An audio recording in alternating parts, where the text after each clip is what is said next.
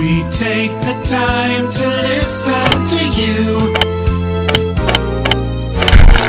Smart FM.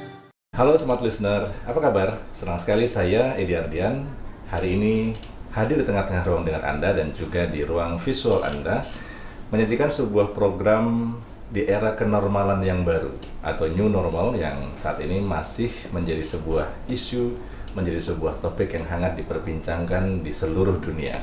Mengapa harus new normal? Karena ini adalah bagian dari cara kita berdamai dengan COVID-19 ya. Nah, Smart FM sebagai sebuah entitas radio bisnis dan inspirasi menyajikan sebuah program khusus untuk Anda di mana kami ingin berbagi dan juga membagi inspirasi sukses, inspirasi sebuah keberhasilan dan lain-lainnya dari para top leader yang ada di Kota Balikpapan. Edisi kali ini saya bersama dengan Bapak Kurniawan Dwi Hananto.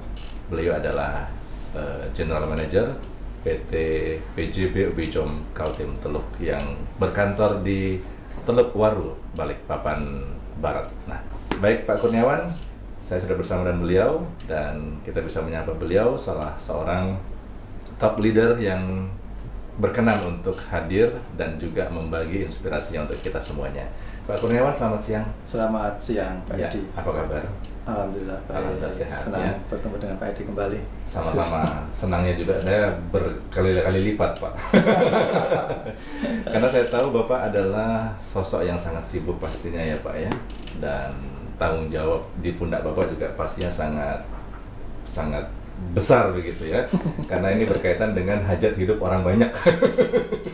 Yaitu ketersediaan listrik di Kalimantan Timur. Ataupun juga nanti sudah bisa dijelaskan ya Pak ya, sampai ke mana? Ke Kalimantan Tengah. Kalimantan Tengah malah ya.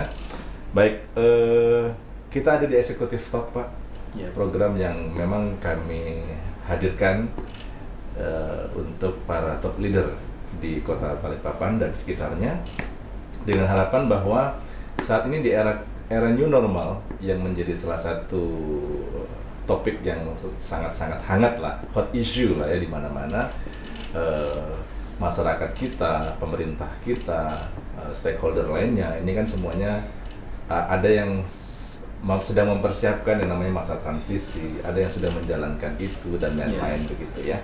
Oke, jadi kita ingin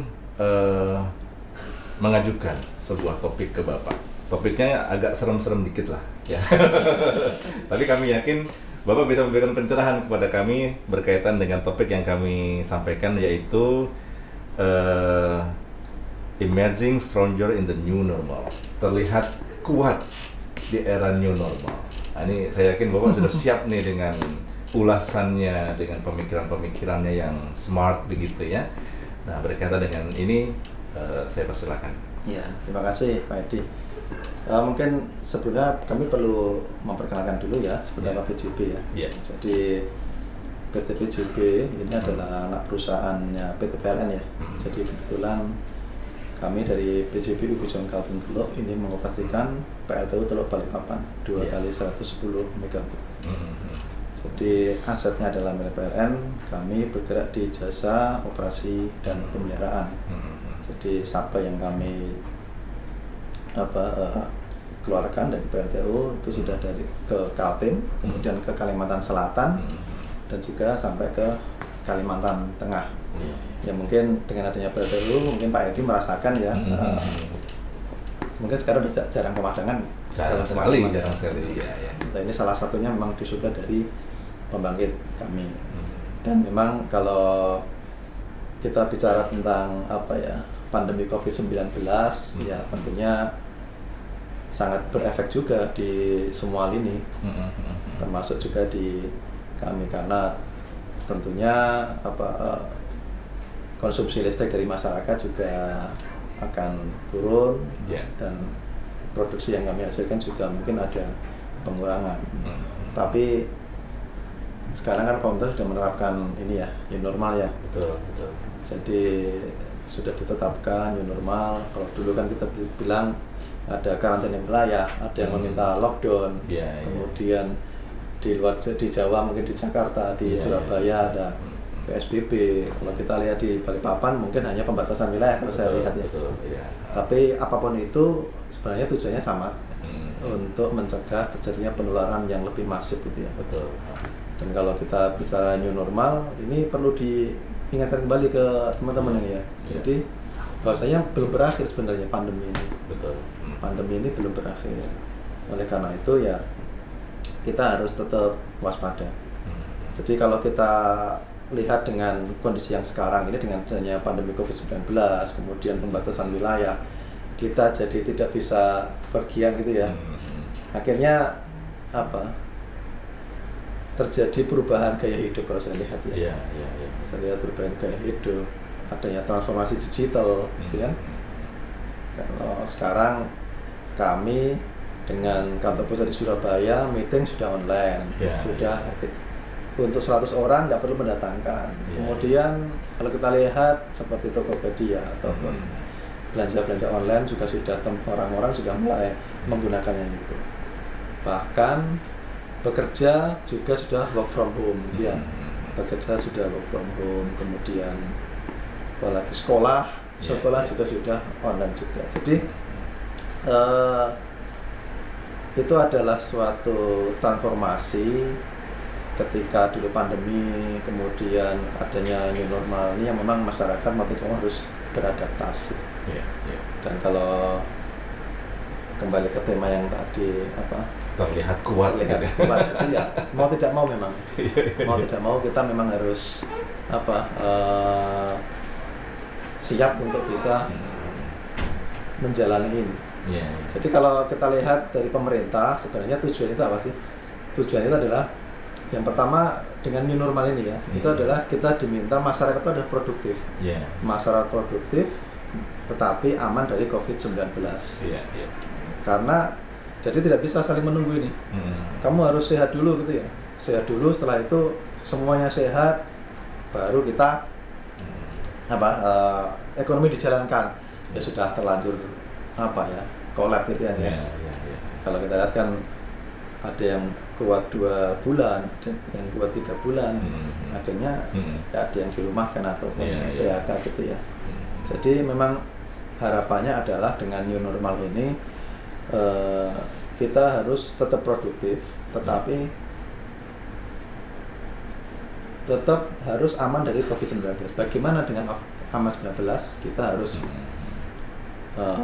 bisa taat, patuh dengan protokol new normal. Contohnya kita social distance, kemudian physical distance, apalagi menggunakan masker, cuci tangan, kemudian menggunakan hand sanitizer.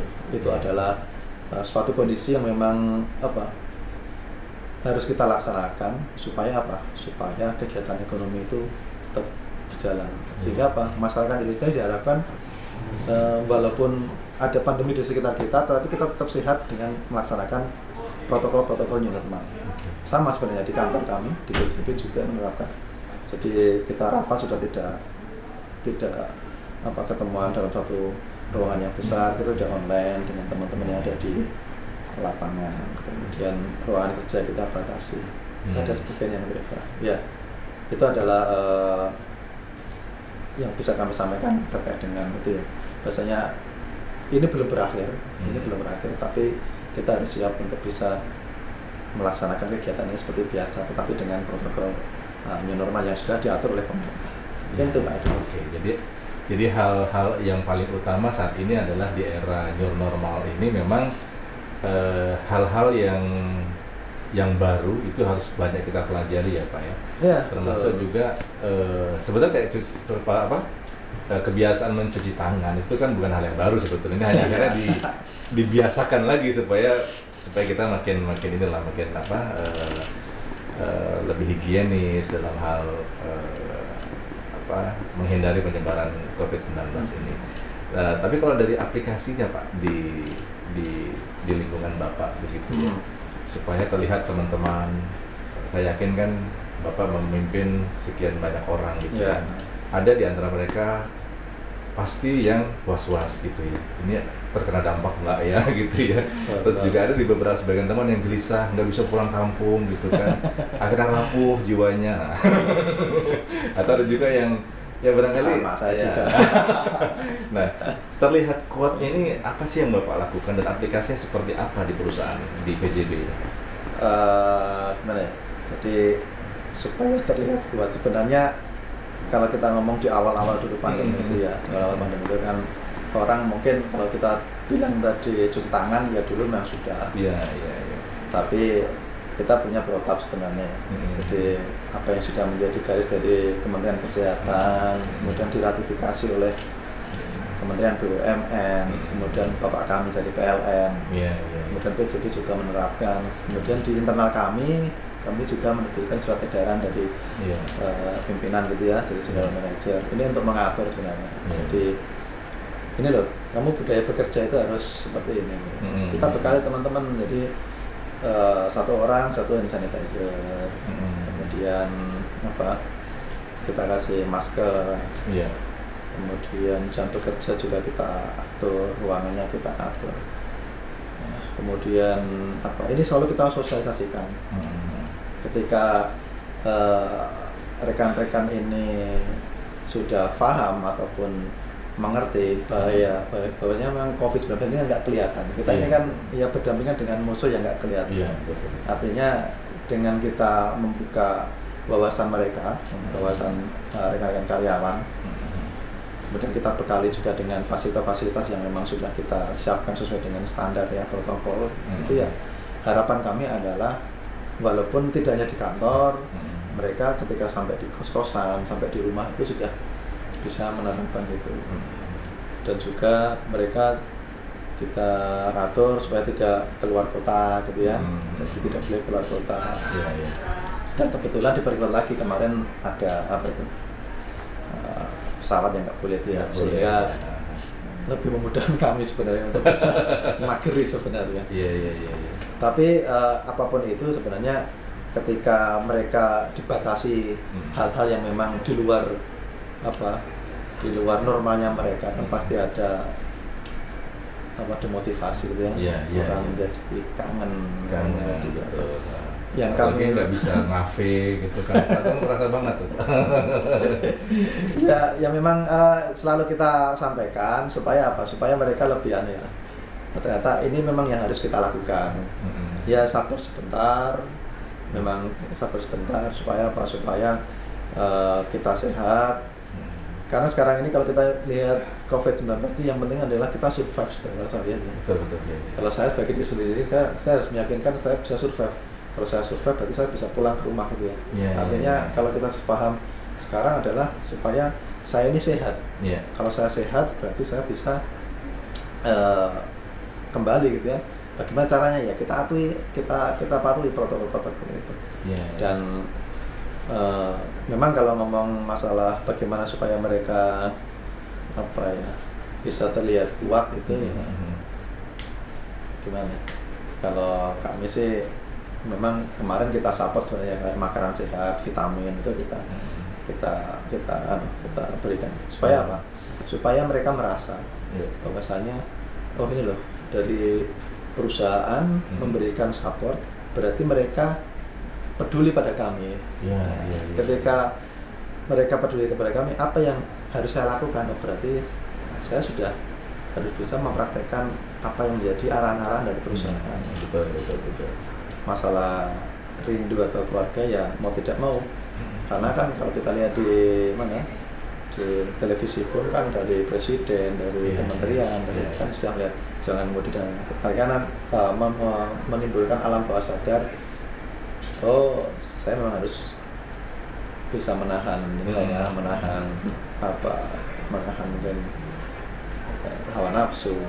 Kemudian akhirnya keluarga ya di sana pun juga bisa saling mengerti. Akhirnya kan muncullah ketika sudah sama-sama saling mengerti ini kan enak. Yang sana juga tidak menuntut untuk pulang, yang sini juga sudah bisa bekerja dengan tenang. Ya saya kira itu sih yang kami lakukan untuk saat ini ya. Jadi Bapak selalu berusaha untuk menekankan pentingnya protokol Ya, kesehatan kita ada di lingkungan perusahaan ini ya Pak. kita ada semacam ini ya, knowledge sharing gitu Iya, ya. iya. Jadi kita buka sesi knowledge sharing, Ya. sharing tentang protokol, aturan-aturan perusahaan, terus bagaimana jaga diri. Kemudian kami juga patrol ke lapangan. Iya, iya. Jadi kita mengingatkan ke teman-teman bahwasanya pentingnya social distance, Iya. pakai masker. Oke, Pak Kurniawan, kalau melihat tampilan visualnya Pak Kurniawan kan terlihat lebih muda dari saya gitu ya. ini menimbulkan pertanyaan pastinya dari pendengar kami gitu ya, Iya, iya, ataupun iya. juga dari masalah yang nanti menyaksikan nanti. Orang-orang di luar sana itu kadang nggak peduli ya Pak ya, terhadap apa yang kita kerjakan. Mereka hanya melihat hasil yang saat ini mereka lihat gitu ya. Ini jadi berdasar pertanyaan saya, sebetulnya bagaimana rekam jejak Bapak sehingga menjadi seorang general manager itu diawali dari apa gitu Pak? Ya sama sih Pak Edi sebenarnya ya. Kalau kami bekerja di BUMN ini sebenarnya kan ya sama, kita masuk tetap karyawan biasa. Sebagai karyawan biasa, kemudian juga bekerja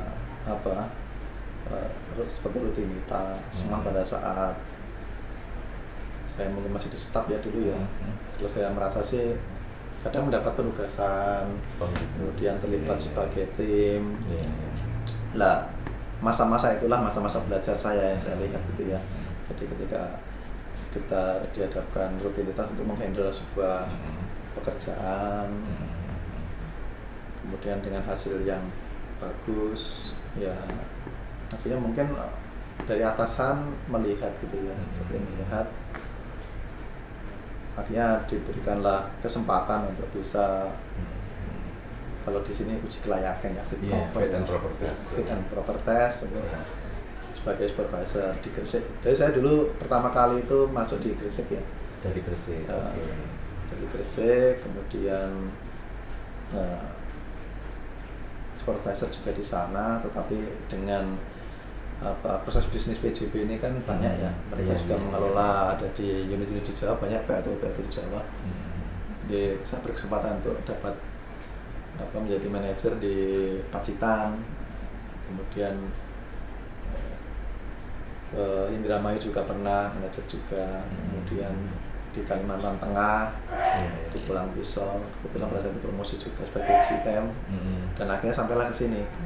Jadi kalau di kami ini kan memang kalau ngomong kelas itu kan ada kelas 1, 2, 3 gitu ya. Jadi ketika posisi manajer di kelas yang mungkin unit yang lebih kecil, kemudian ke lebih besar.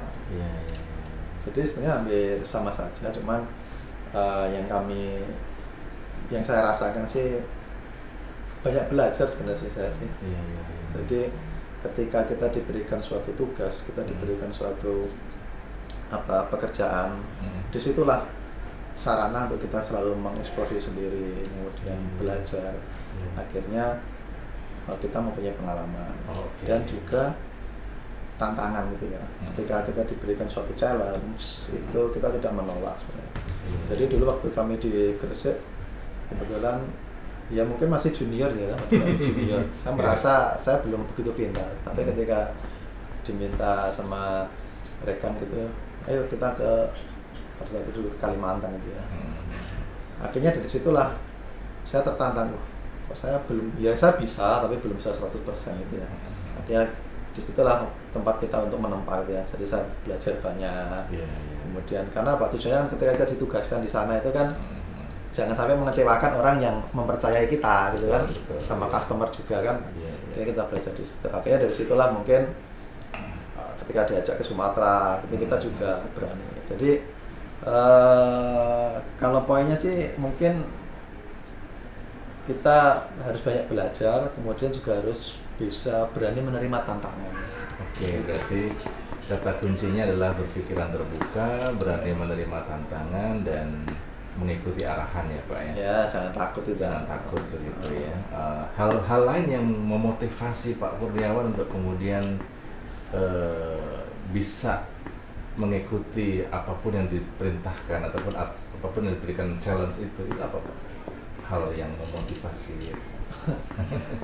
Kalau memotivasi sebenarnya kan ini, kalau kita bekerja ini kan kita sudah punya tanggung jawab sebenarnya. Jadi ketika kita sudah sign kontrak itu kan, tugas saya memang ada di PJB gitu ya. Yeah. Jadi tujuannya adalah kita bekerja untuk perusahaan, kita harus bisa memajukan perusahaan gitu ya. Jadi motivasinya seperti itu sebenarnya kalau saya ya, saya pribadi. Jadi apapun yang kita kerjakan pada saat kita diberikan penugasan ini memang harus memberikan manfaat untuk perusahaan. Dan juga jangan lupa kita harus selalu bisa bersinergi, kerjasama. Kadang kita nggak bisa kuasai 100% gitu ya. Jadi kita kan punya resource banyak, teman-teman, kemudian dari atasan ya kita gunakan mereka untuk bisa meningkatkan kompetensi kita sih. Oke. Adakah motif keluarga dalam tanda kutip Pak ya? Kan ada beberapa orang yang begitu termotivasi karena latar belakang keluarganya seperti itu gitu. Adakah seperti itu juga di Bapak? Oh ya tentu saja sebenarnya. Kalau kita bicara tentang ke belakang sebenarnya kan backgroundnya pasti keluarga. Ya. Bapak masa kecilnya di mana Pak? Saya dari keluarga besar sebenarnya ya. Maksudnya ini keluarga besar yang 7 bersaudara. 7 bersaudara. 7 bersaudara. Kemudian juga kalau dilihat dari kehidupan sih ya biasa-biasa saja sih. Orang tua juga bukan pegawai. Cuman bagi saya mereka sudah menanamkan nilai-nilai yang memang baik untuk bisa kami lakukan, yang bisa kami implementasikan di kehidupan setelah saya dewasa ini. Jadi tujuan untuk membahagiakan mereka, ibu, kemudian membuat kebanggaan bagi orang tua itu saya kira memang ya di alam bawah sadar sih sudah otomatis ya. Kalau ditanya background keluarga mungkin seperti itu. Siapa sih yang nggak bangga mungkin ya. Artinya kan mereka sudah menyekolahkan ya otomatis apa yang bisa kita perbuat ya kita bekerja dengan baik. Akhirnya kita bekerja dengan baik, ya karya akan mengikuti. Dan juga minta restu orang tua sebenarnya. Itu penting ya Pak ya. Jangan lupa, itu sangat penting ya rekan-rekan mungkin. Iya. Apapun kondisi kita harus selalu komunikasi dengan mereka. Betul. Karena doa orang tenang tembus sampai ke atas. Betul. Iya. Oke, Bapak mulai aktif di di Balikpapan itu sekitar tahun 2019 kan Pak ya? Iya. Oke. Pernah bayangan apa sih yang Bapak dapatkan di ketika harus ke Balikpapan? Apakah saya pernah bertemu dengan seseorang begitu ya? Dia kebetulan hanya sering muter-muternya di Pulau Jawa saja. Suatu ketika dia mendapatkan surat untuk ke Kalimantan. Yang dibayangkan dia adalah, waduh, saya ke hutan. Tapi kalau saya yakin Pak Kurniawan tidak, karena sudah pernah di Kalimantan Tengah, umumnya sama. Tetapi mungkin punya harapan atau ada ekspektasi lain, wah saya mendapat amanah ke Balikpapan. Apa nih yang kemudian ingin saya perbuat? Nah ini boleh sharing nggak? Semangat apa yang Bapak gaungkan ketika akan menginjak kota atau daerah inilah begitu ya? Ya ini Pak Edi, kalau di dalam suatu karir itu ya, kan pasti ada yang namanya ujian gitu ya. Iya. Ketika saya dulu supervisor, kemudian diamanai untuk lead manager, mungkin saya kan dilihat saya berhasil di supervisor ini. Iya. Kemudian pindah ke sini sebagai GM pada saat itu di Pulang Pisau dulu ya. Iya. Di Pulang Pisau, mungkin juga melihat saya berhasil pada saat jadi manajer. Sama halnya juga ketika saya pindah ke sini dari yang ketiga yang lebih besar. Artinya kan dari BOD ini akan melihat ketika suatu karir ini diberi challenge yang lebih besar, otomatis kan dia akan meningkatkan skill, knowledge dan juga kompetensinya mereka sebenarnya. Tentu saja semangat saya ketika pindah ke sini, saya harus bisa membawa PLTU Kaltim Teluk Balikpapan ini menjadi lebih baik daripada tahun-tahun sebelumnya. Jadi itu semangatnya seperti itu. Dengan apa ya? Dengan apa yang sudah mungkin modal yang kami miliki ya mungkin ya. Jadi apa yang sudah pernah saya lakukan, pengalamannya, ini yang saya bawa ke sini. Karena ketika kita bicara tentang pembangkit ini kan suatu bisnis yang mengasah hajat hidup orang banyak gitu ya. Betul. Jadi ketika orang tidur kita tidak tidur. Ketika orang liburan kita justru masuk. Ketika orang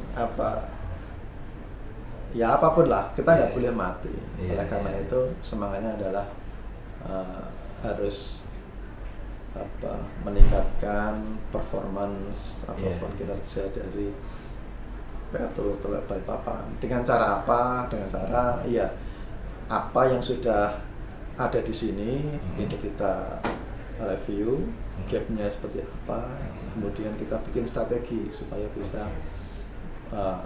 membuat suatu action plan gitu ya. Jadi kalau kita punya target gitu ya, target jangka panjang gitu ya, kita harus bisa operasi full gitu ya. Ternyata kompetensinya kurang, berarti harus ada pelatihan sama teman-teman. Sinerginya masih ada yang perlu ditingkatkan. Kita buat acara supaya orang itu merasa saling bisa memiliki. Kemudian koordinasi dengan stakeholder sudah posisi seperti sudah bagus, masih ada yang perlu di-maintain ya, ini semua kita lakukan. Semangatnya seperti itu sih Pak. Pak, tadi ada terbersit kalimat ukuran keberhasilan. Bagi seorang Pak Kurniawan, ukuran keberhasilan itu apa sih Pak? Kalau kami kita ada semacam ini ya, KPI ya, performance indicator. Performance index ya. Kalau bagi saya sih ketika kita bisa mencapai suatu target itu, yang targetnya dulunya merah menjadi hijau gitu ya, itu bagi saya itu adalah suatu keberhasilan. Dan juga kita bisa menata sebuah sistem. Jadi ketika ada saya ataupun tidak ada, itu sistem sudah berjalan. Kalau kita ngomong suatu keberhasilan itu kan ada suatu ini ya, kayak mungkin kuadran gitu ya. Kuadran itu apakah sistemnya yang belum terbangun? Apakah sistemnya orangnya yang nggak mampu?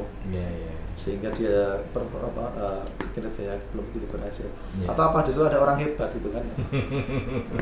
Dia bagus, tapi ketika orangnya sudah pindah langsung down, berarti sistemnya belum terbangun. Ini yang coba kita ciptakan. Jadi kita ciptakan sebuah sistem sehingga ketika sistem sudah berjalan otomatis akan menemukan sebuah kinerja. Persoalannya kan kebanyakan seperti itu Pak. Kadang terjadi penokohan situ ya. Ya ini yang kita harapkan. Karena kita ingin menciptakan sebuah sistem. Maka apa yang belum pas ini kita buat suatu protokol, kita buat suatu standar sehingga teman-teman harus mematuhi itu. Hingga ditinggal cuti atau apapun semua bisa berjalan dengan baik begitu ya. Oke. Pak, kita jeda sebentar ya Pak ya, nanti kita akan lanjutkan kembali. Dan Smart Listener, Anda masih bersama kami di Smart Executive Talk. Kami akan kembali untuk Anda sesaat lagi. Kita kembali di Smart Executive Talk. Saya Diardian bersama dengan Pak Kurniawan Dwi Hananto. Dia adalah General Manager PT PJB Ubijom Kaltim Teluk, berkantor di Balikpapan, di ujung Balikpapan Barat. Tapi view-nya indah ya Pak ya sebetulnya ya, Teluk Waru. Jadi Smart Listener, luangkanlah waktu Anda untuk jalan-jalan ke Teluk Waru, karena sebetulnya di Teluk Waru ini banyak view yang indah. Ya. Silakan gue di sini juga bisa. Boleh Pak ya. Ya, kadang Jumat dari Balikpapan ke sini. Benar. Teman-teman. Betul. Tapi tetap menerapkan protokol kesehatan, protokol keselamatan ya Pak ya. Supaya imunnya meningkat. Imunnya meningkat, betul sekali. Baik Pak Kurniawan, ini ada sebuah ungkapan Pak yang saya ambil dari salah satu tokoh yang saya kagumi. Dia berkata, jika Anda merekrut seseorang hanya karena ia mampu mengerjakan sesuatu, ia hanya akan bekerja demi gaji yang Anda berikan. Sebaliknya, jika Anda merekrut seseorang yang yakin dengan apa yang Anda yakini, maka ia akan bekerja secara totalitas untuk Anda. Ini bagaimana pendapat Anda dan pengaplikasian seperti apa menurut Pak Kurniawan? Ya Pak Edi, kalau menurut saya ya, Ya. jadi kalau saya melihat itu orang itu pasti punya kelebihan dan kekurangan. Iya, pasti. Katakanlah kalau kita lihat anak itu senakal-nakalnya anak itu pasti dia akan punya suatu titik yang baik. Iya. Begitu sama karyawan juga seperti itu. Dia ada yang yang kurang baik di posisi sini, tapi dia akan baik di posisi yang yang di situ. Itu sama kami di PJP juga punya hal yang seperti itu. Karena ketika perekrutan itu kan memang ada di kantor pusat ya. Ketika sampai di sini kita melakukan suatu asesmen ataupun kaderisasi sehingga anak ini cocok di area sini, area di admin, cocok di area teknik, gitu ya. Dan ternyata ketika sudah bekerja ada yang memang dia full performance. Mungkin memang dia kebetulan memang bakatnya di situ, kemudian memang passionnya ada di situ. Kalau kita ngomong tentang pekerjaan, ketika orang itu bekerja dengan sebuah passion itu kan pasti akan maksimal pasti akan kreatif. Tetapi ketika sudah bukan passionnya lagi, ya pastinya kurang maksimal. Ya kalau kami di PJB kita ada CMC gitu ya. Apa itu Pak?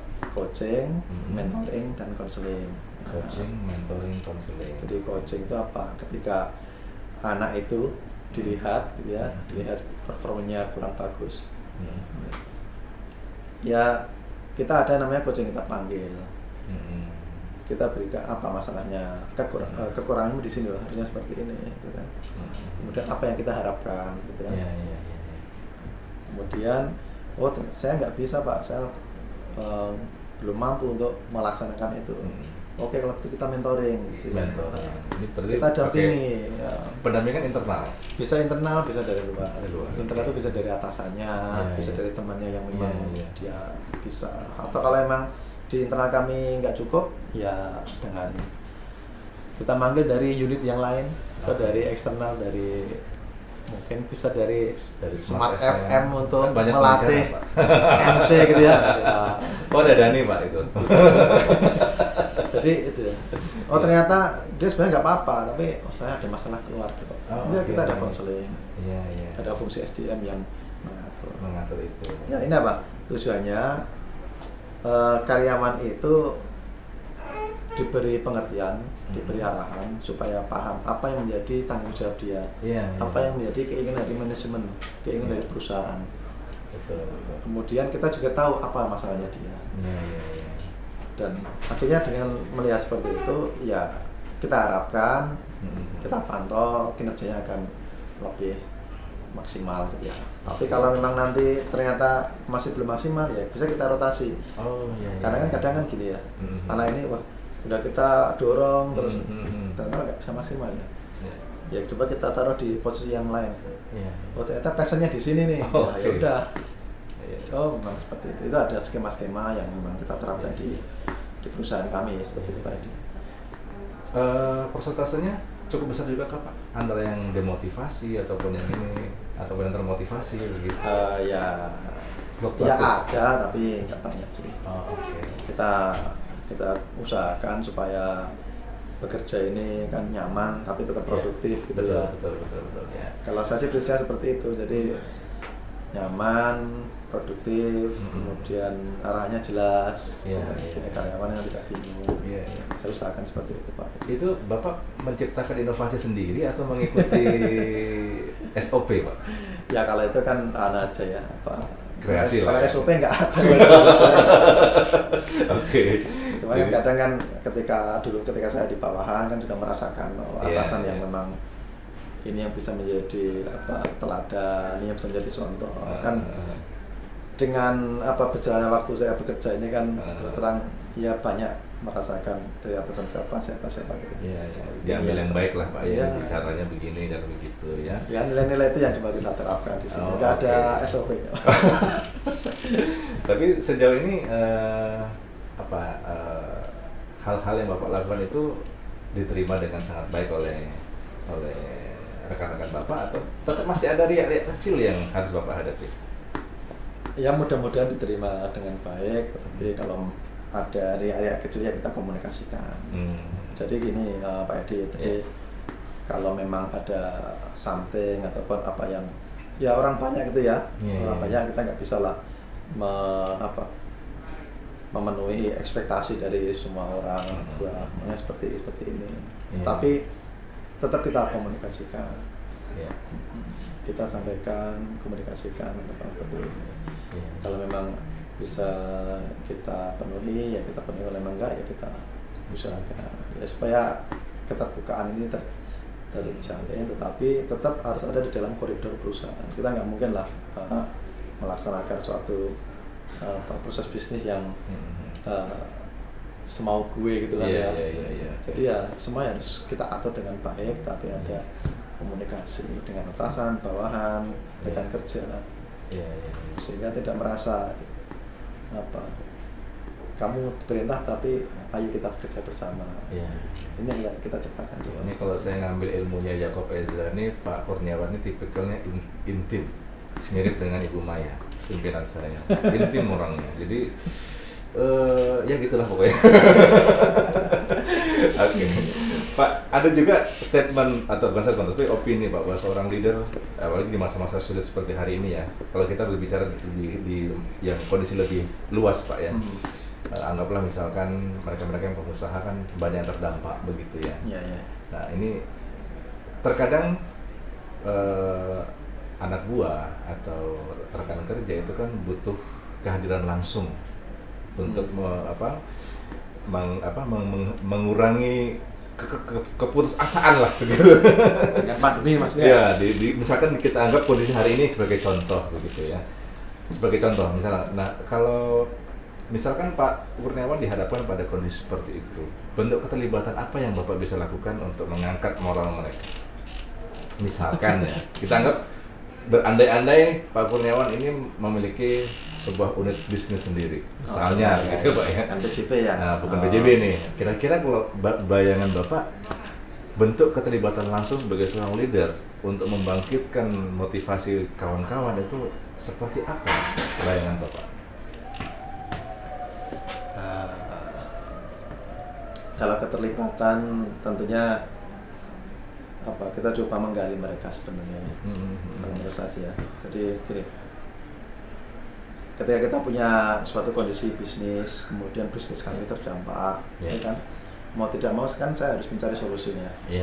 Saya harus mencari solusi, harus cepat memutuskan bagaimana suatu migrasi bisnis ini bisa segera dilakukan sehingga karyawan, kalau ngomong pengusaha itu sebenarnya kan harapannya jangan sampai merumahkan ataupun memphk karyawan. Gitu kan? Jangan sampai seperti itu. Artinya kalau kita ngomong secara pribadi, saya aman, gitu kan. Mungkin saya masih punya tabungan, gitu kan. Tapi bagi karyawan yang lain kan belum tentu aman. Artinya kan kita harus bisa segera melakukan migrasi bisnis. Migrasi bisnis, ya keterbitannya kita diskusi sebenarnya sih. Kalau mungkin usaha skala kecil gitu ya mungkin kita diskusi dengan karyawan langsung. Kira-kira apa yang bisa kita lakukan dengan kondisi yang seperti ini, apa usulanmu, kita coba gali mereka. Tujuannya apa? Karena ini sama-sama, ayo kita maju bersama-sama gitu kan. Ketika sudah sama pemikiran, sama visi, akhirnya kan kita terbitkan suatu strategi misi gitu kan. Nah, kita bisa berjalan beriringan dengan suatu kondisi yang sudah disepakati lah kan, suatu kegiatannya. Makanya kalau menurut saya keterlibatannya ya kita membuat suatu sharing session dengan mereka. Tapi kalau dalam suatu perusahaan yang lebih besar mungkin tidak semuanya kan kita bisa langsung turun ke bawah gitu ya. Mungkin dengan suatu jajaran ataupun manajemen yang terkait kita coba rumuskan apa yang bisa kita lakukan supaya kita bisa menahan efek dari pandemi ini supaya perusahaan tetap bisa sustain, karena ujung-ujungnya nanti di ya tentunya kalau memang ada yang terdampak langsung ya kita beri bantuan secukupnya yang memang masih dilakukan dari perusahaan. Ini supaya apa? supaya menunjukkan bahwa kita itu peduli kepada mereka. Iya, iya, iya. Jadi bangun komunikasi, kemudian kedekatan dan lain-lain itu penting ya Pak ya. Ya menurut saya sih itu penting. Iya, itu SOP juga atau kreasi? Baca buku mungkin. Ya saya jadi ingat kami dulu sangat terkesan lah dengan sebuah sandiwara radio yang pernah dibuat oleh leader kami gitu ya. Sebut. Bukan Pak. Judulnya itu dia diambil dari sebuah buku saya lupa ya. Saya jadi lupa. Tapi kira-kira dalam quotes-nya itu dia bilang jika kamu menjadi seorang penyapu jalanan, jadilah penyapu jalanan yang betul-betul itu menjadi sebuah profesi yang kamu cintai. Kira-kira quotes-nya seperti itu gitu ya. Oke. Nah, ini kan kemudian ada kaitannya juga dengan bagaimana kita bisa memberi manfaat kebahagiaan ya Pak ya kepada bawahan kita atau kepada rekan kerja kita, mitra kita gitu ya. Nah, seperti apa sih Pak kita bisa, kalau kita bicara manfaat kebahagiaan lah, karena kebahagiaan itu kan kalau kata sebuah lirik, bahagia itu sederhana gitu ya. Dekat dengan keluarga ya. Nah, bagi seorang Pak Kurniawan memberikan manfaat kebahagiaan tidak hanya di keluarga tapi juga di lingkungan kerja seperti ini, apalagi yang luas, kemudian juga tanggung jawabnya juga besar gitu ya. Mati 1 menit aja nih, wah udah itu doa-doa yang kurang baik udah muncul tuh. Kenapa sih bisa mati lampu? Apalagi pas lagi nonton bola misalnya tiba-tiba mati listrik gitu. Monggo Pak Irawan, Pak Kurniawan. Bahagia itu sederhana. Bahagia itu sederhana. Ini Pak Edi, kalau tentang manfaat kebahagiaan itu sebenarnya kalau kita ngomong bekerja itu sebenarnya kan kalau kita bekerja dengan ikhlas, sesuai dengan passion pasti akan bahagia gitu ya. Terus juga bahagia ya bekerja ya memang tadi kalau ngomong penyapu jalannya penyapu yang profesional gitu. Iya. Karena akan muncul sebuah kreativitas di situ. Beda ya kalau kita bekerja itu ya as usual apa yang sekedar rutinitas gitu itu ya kalau ngomong di PLT ini kan teknik gitu ya. Ngomong teknik, kalau hanya sekedar operator yang penting dia patrol cek, alatnya operasi ya sudah gitu. Udah kelar dari situ. Udah kelar. Ya Pak, kembali lagi ke ruang. Tapi bagi orang yang memang dia merasa wah ini adalah tanggung jawab saya alhamdulillah sudah bekerja di perusahaan yang memang menguasai sektor orang banyak, otomatis kan ketika listrik menyala saya bisa menyalakan suatu rumah. Di rumah itu ada keluarga yang bisa beraktivitas, bisa sholat, bisa belajar, pahalanya sangat besar sekali. Ini beberapa kali kadang saya sampaikan ke teman-teman bahasanya kerja kita ini ya tidak hanya kerja yang biasa, kerja yang memang ada nuansa ibadahnya kalau menurut saya. Kalau kita niati ibadah ya kita berpahala ya. Yang mudah-mudahan itu juga masuk ke alam bawah sadar mereka sehingga dia ketika bekerja ya berangkat dengan suatu rasa yang memang bangga ya. Saya bangga bekerja di PJB. Saya bangga bekerja di PLT Musika. Ketika kembali lagi ke patrol cek tadi ya tidak hanya ke patrol ternyata ini ada yang kotor ini. Ya dibersihkan lah dengan kuas, ada sampah dibersihkan. Bagian-bagian 5S, housekeeping gitu ya. Kalau semua orang seperti itu kan otomatis nanti kan dirinya akan bersih gitu ya. Jadi tidak masa ini tugasmu tapi ayo kita sama-sama karena memang sudah bangga kita bangga bekerja di suatu perusahaan yang memang bermanfaat bagi orang lain sih. Saya sih seperti itu. Kebahagiaannya kita bisa membawa mereka bangga dengan PJB. Betul. Saya baru ingat Pak, itu tadi ya Sang Alkemis, buku itu tajuknya Sang Alkemis, ditulis oleh Paulo Coelho. Quotes yang saya kutip tadi itu diambil dari buku itu. Waktu itu kami menyadurnya menjadi sebuah sandiwara radio dan ternyata memang luar biasa waktu itu. waktu itu sih Pak. Nah, hari ini kami tampil dengan pola-pola seperti ini, berbagi inspirasi, berbagi ide, berbagi semangat begitu ya. Nah, kebahagiaan terkadang kan diukurnya dengan materi Pak. Kita nggak nutup mata lah. Ya. Rekan-rekan kita pasti banyak juga yang pasti ada lah yang kadang mengukur yang namanya kebahagiaan itu dari materi yang dia dapatkan, memberikan pencerahan ini kepada mereka atau kepada masyarakat luas lah. Apa yang ingin Bapak sampaikan? Materi. Kebahagiaan terkadang mengukurnya dari materi gitu ya. Ya, tidak kita pungkiri sebenarnya Pak. Iya.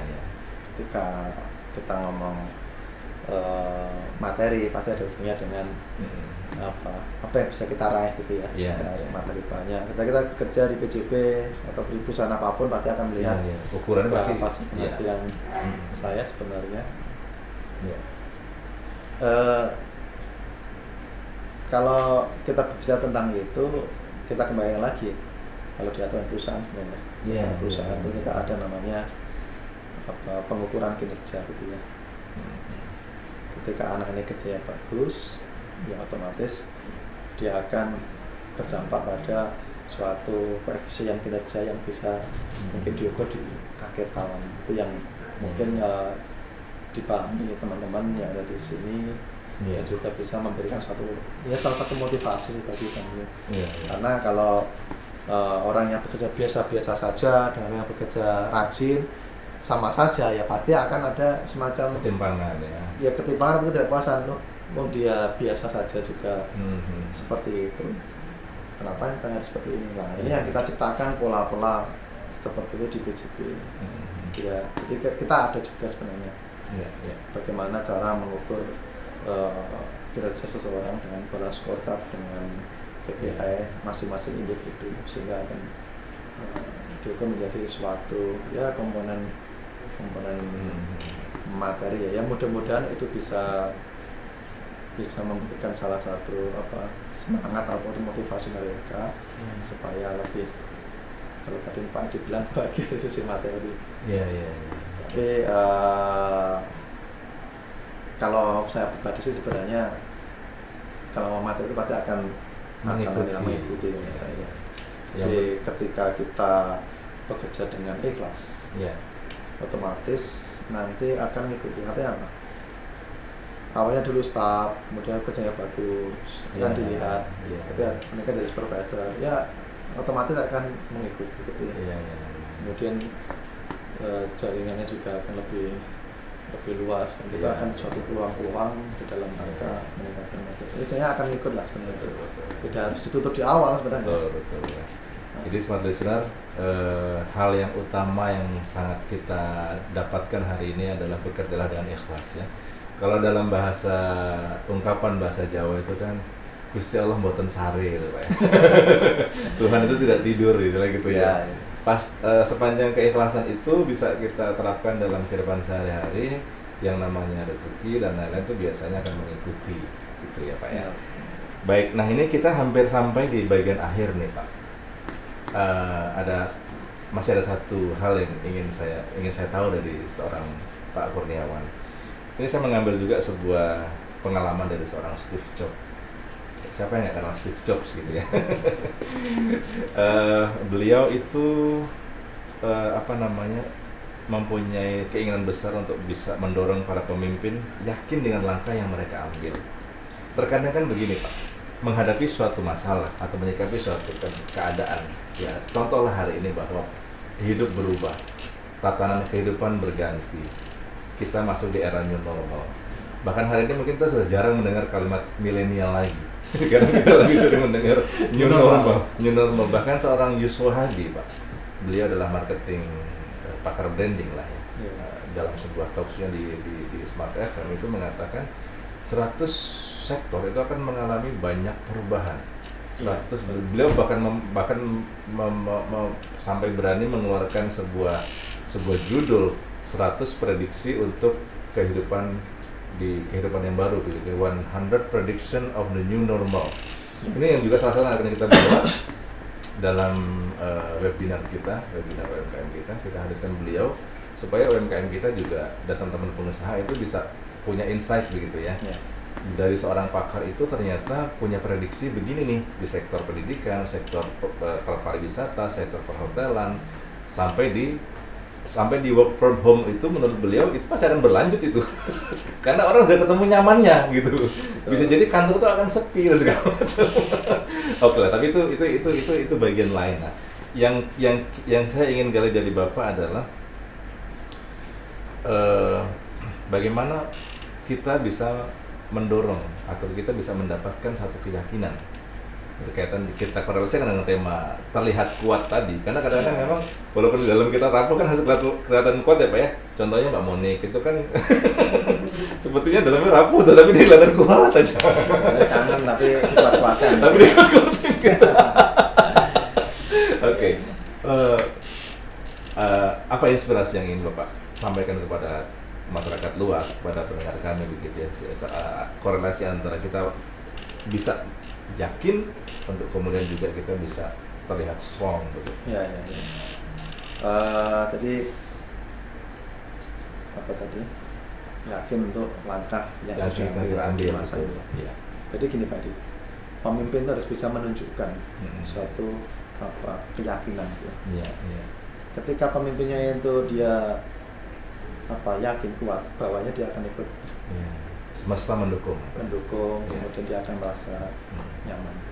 Jadi walaupun sekarang ini kan mungkin masa pandemi gitu ya, masa pandemi COVID-19 gitu kan, sebenarnya banyak perusahaan yang terdampak, dia berusaha bertahan ini, apakah merumahkan ataupun ada PHK dan sebagainya.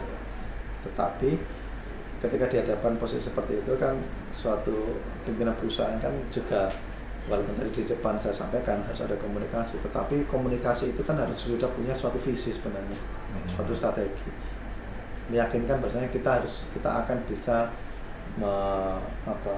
menjalani atau melewati ini dengan bagus.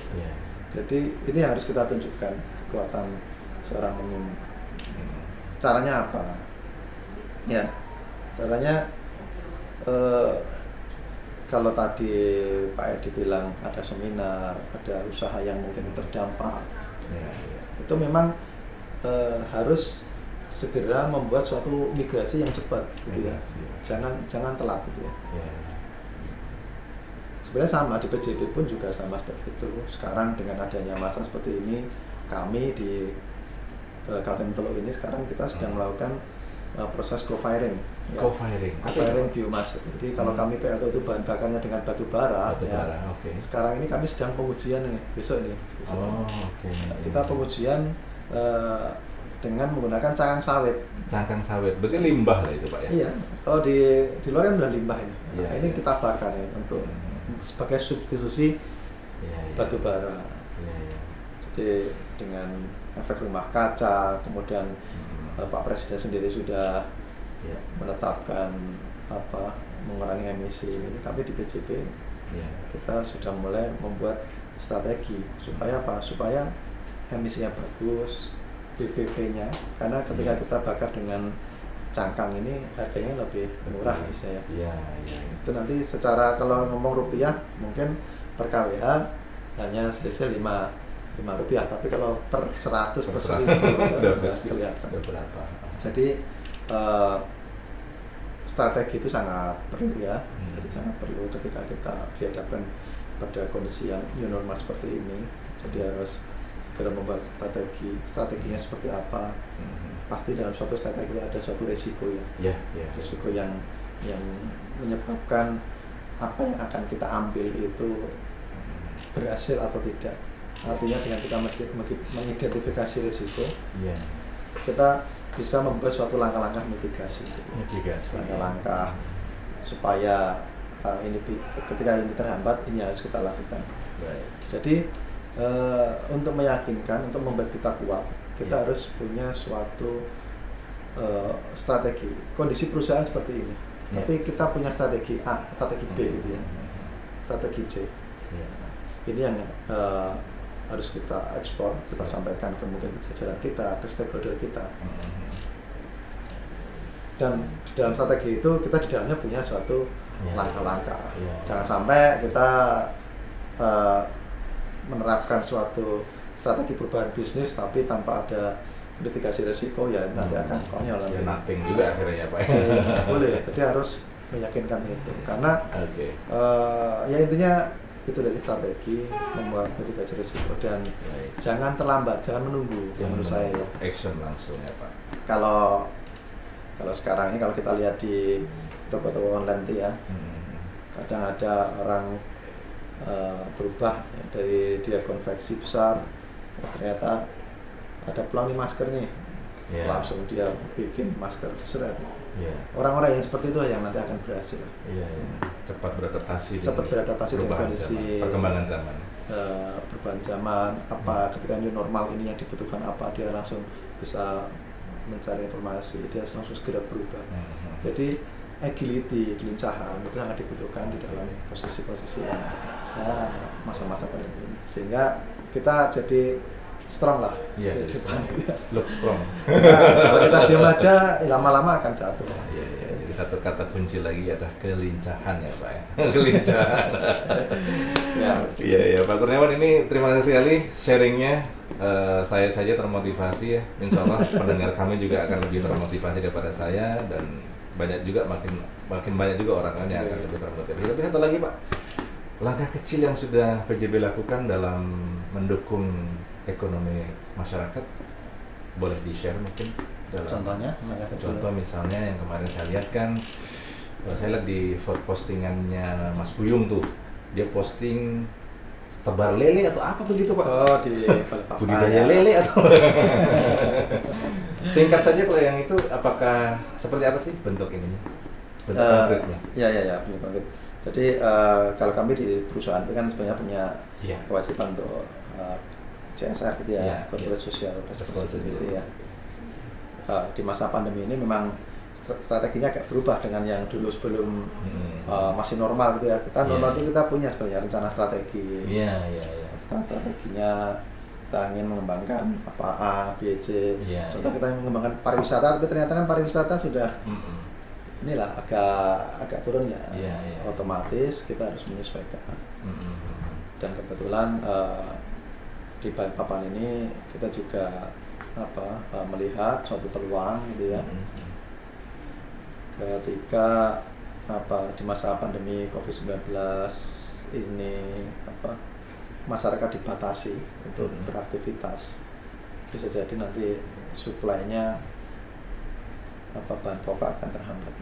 Jadi kemarin kita bekerjasama dengan aparat ya, dengan stakeholder dari Pemkot, wali kota, dengan kepolisian juga, dengan Kodim, ada namanya Budi gitu ya, budidaya lele Di ember. Ya ini tujuannya sebenarnya yang kita ingin merangsang saja, stimulus sebenarnya. Memberikan stimulus. Ya. Jadi nanti prakteknya sebenarnya kan mereka yang akan melaksanakan, tapi apa yang bisa kita lakukan, kebetulan sih kami di PJB juga punya binaan lele ya, jadi dia juga memijah bibit lele. Artinya ini sinergi juga dengan apa yang kita lakukan sebelumnya, kemudian pemerintah punya program, ya kita support sehingga kita bisa berjalan bersama. Jadi kita inginnya sih kita maju bareng-bareng lah ya. Jadi pemerintah juga bisa memastikan warganya ini ketahanan pangannya terjaga gitu ya. Ya selain itu sebenarnya ya bantuan-bantuan paket-paket, bahan pokok. Yang mudah-mudahan bisa ke yang lain. Kami sih pengennya nanti ada produk yang lain yang bisa kami kembangkan. Sedang diskusi dengan Mas Boyo. Yang penting software yang masuk kategori software Pak jangan dilupakan. Kalau itu kan hardware tadi kan, yang langsung hardnya gitu ya. Yang software juga kan juga penting juga begitu ya. Oke, Pak Kurniawan, terima kasih waktunya. Saya tahu jam 2 ini Bapak sudah harus beralih ke agenda yang lainnya. Mudah-mudahan yang kita perbincangkan secara singkat ini bisa menginspirasi banyak orang dan bisa memberikan semangat buat semua orang bahwa di tengah kondisi apapun tetap semangat, optimis itu sangat penting ya Pak Kurniawan ya. Oke, thank you Pak Kurniawan sekali lagi. Terima kasih. Sukses untuk Anda, selamat melanjutkan aktivitas di hari ini dan sukses selalu untuk Bapak di esok hari ya. Baik, semata demikianlah Smart Executive Talk hari ini bersama Pak Kurniawan Dwi Hananto, General Manager PT PJB Ubi Jom Kaltim Truk. Saya Diardian pamit, terima kasih dan salam sukses untuk Anda. We take the time to listen to you.